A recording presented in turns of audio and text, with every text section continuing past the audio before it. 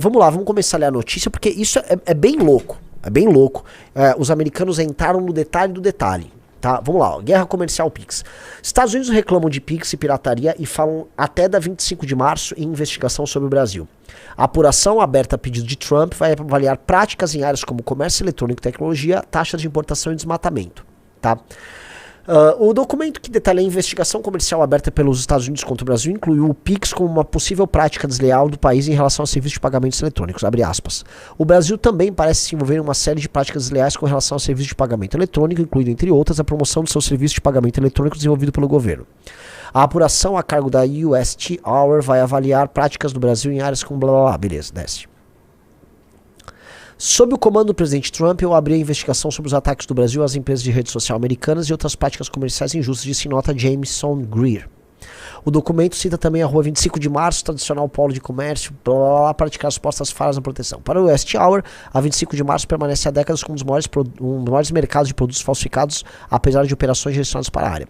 Abre aspas, o Brasil não conseguiu abordar de forma eficaz a importação, distribuição, blá blá blá, de produtos falsificados, console de jogos modificados, blá blá blá blá blá. A falsificação continua generalizada porque as operações de fiscalizações não são seguidas por medidas de blá blá blá, beleza. De acordo com o documento, as falhas na abordagem, blá blá blá. A falha do Brasil em abordar essas questões prejudica os trabalhadores americanos cujos meios de subsistência, blá blá blá blá, beleza.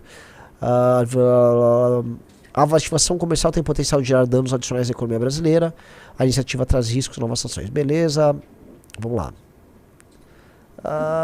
Beleza, cita o Pix, cita o STF, ordens secretas, tarifas injustas que o Brasil faz, aplicação da lei anticorrupção. Tá, um bom tema esse da lei anticorrupção. Proteção de propriedade intelectual. Disse que o Brasil abandonou o tratamento recíproco virtualmente livre de impostos para etanol que promovia o comércio bilateral e impôs tarifas de importação íngremes e injustas sobre etanol dos Estados Unidos. Eu já ouvi falar dessa história do etanol americano, sim. E assim, o agro brasileiro vai ficar muito puto se tiver que engolir etanol americano aqui. Afirma que as exportações de etanol dos Estados Unidos para o Brasil caíram significativamente devido a essas tarifas, indicando uma desvantagem considerável para os produtores norte-americanos. Aí sobre desmatamento ilegal, beleza, blá, blá, blá, blá, blá. Cara, vamos lá. Posso falar aqui o que eu acho? Pode. Eles estão pegando qualquer coisa pra botar na mesa pra colocar o Brasil contra a parede nessa disputa. Eles pegaram... Cara, me parece até, assim, essas coisas de chamar 25 de março, parece quando os caras fizeram uma pesquisa com o chat GPT. Tipo, pega estereótipos de quebra de patente no Brasil. Porque quando a gente fala em quebra de patente que afeta os Estados Unidos da América, sendo bem honesto, a gente vai falar das quebras de patente chinesas, né, de pirataria chinesa, que realmente sim, a pirataria acontece com a produção de produtos falsificados de grandes marcas, especialmente europeias, japonesas e norte-americanas. Todo mundo que sabe um pouco sobre falsificação sabe que é sobre isso. Mas em algum lugar essa falsificação é produzida. E procure, assim, de forma bem clara, não é aqui. Ainda que a gente ainda faça, vamos dizer, lá no Bom Retiro aqui em São Paulo, umas roupas com bolivianos falsificadas, de mentira, de marcas famosas, a real é que esses produtos falsificados são produzidos no Sudeste Asiático, no Leste Asiático. Eles vêm aqui, eles são importados, antigamente eles vinham pelo Paraguai, e eles são vendidos aqui. Eles não são produzidos aqui. As quebras de patente, que são uma coisa ainda mais grave, são um problema muito ligado à China. A China teve um papel de quebrar e roubar tecnologia americana, que foi um dos instrumentos que a China utilizou, inclusive, para alcançar e para diminuir, vamos dizer, o degrau tecnológico que os Estados Unidos tinha para com relação a ela em vários setores, né? Hoje a China disputa a par e passo com os Estados Unidos em vários setores e alguns até ultrapassou.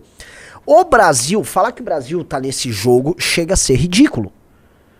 E citar, vamos dizer, um conjunto de ruas no centro de São Paulo em que muamba e produto vagabundo é vendido como um exemplo de prática que está afetando trabalhadores americanos, chega a ser patético. É patético. A argumentação do Trump nesse sentido patético. Outra coisa, sistemas de pagamento similares ao Pix já existem na Europa faz tempo. Quando eu estive na Suécia, última vez que eu estive lá, uns 11, 12 anos atrás, já tinha, tinha ficado surpreso, assim. Tipo, a galera tinha ido jantar e todo mundo, eu mando, tinha um negocinho lá, um aplicativo que eles distribuíam os dinheiros. Eu achava aquilo, nossa, que interessante isso aqui, que veloz, que ágil, né? Então, assim, meio que ele vai reclamar esses instrumentos já existem ao redor do mundo.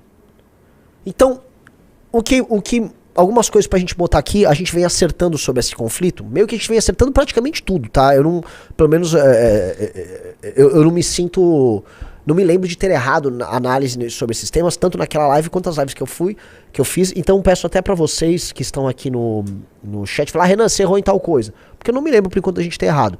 Então eu vou botar aqui mais alguns elementos. O Lula havia mencionado em jogar essa briga na OMC. Desculpa, a Organização Mundial do Comércio. Por quê? Na OMC, olha, os Estados Unidos estão aqui botando uma tarifa, vamos discutir. E na OMC, outros países, entendeu? Você dá aquela famosa você dá uma barrigada no assunto. Que é uma coisa interessante. Vamos dar uma barrigadinha ali, entendeu? Certo? É tipo assim, na OMC que tem membros de todos os países que também estão sofrendo tarifas do Trump. Sim. E aí o que o Trump avisa? Você quer brigar nisso? Olha o que mais eu tenho aqui, Tum. Então o Trump tá jogando mais carga ali. Se a gente vai olhando passo a passo, tirando essa coisa do etanol que eu já ouvi falar há bastante tempo, que os Estados Unidos também produzem etanol e vamos lá, vamos trabalhar aí o etanol. Me parece assim que eles estão cercando e muito o Brasil. E não dá para falar que isso ficou apenas nos termos anedóticos que ele fez com outros países, entendeu, Riso? O caso brasileiro está muito similar ao caso canadense, em que o Trump ficou enchendo o saco do Canadá com muita ênfase. Houve algumas consequências que a gente viu ali. A direita perdeu espaço, a esquerda cresceu com um discurso nacionalista anti-Trump. Veja que curioso. E as negociações, as disputas continuaram e não se resolveram. O caso brasileiro, eu acho que é um caso bastante específico, tá?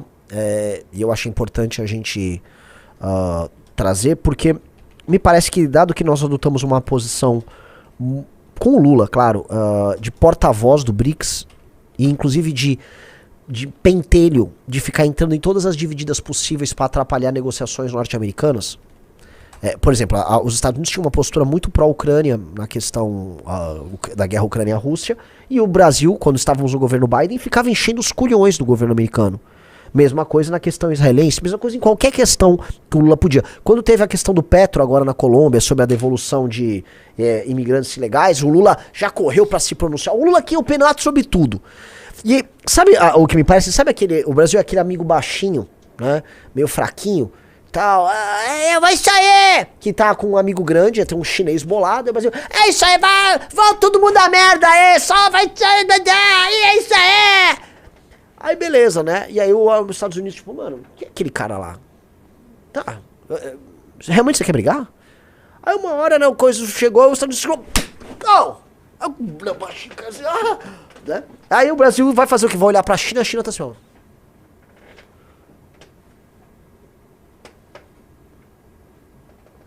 Entendeu? Então, assim, a China não tá comprando esse barulho. E ainda avisou, ó, se comprar o barulho...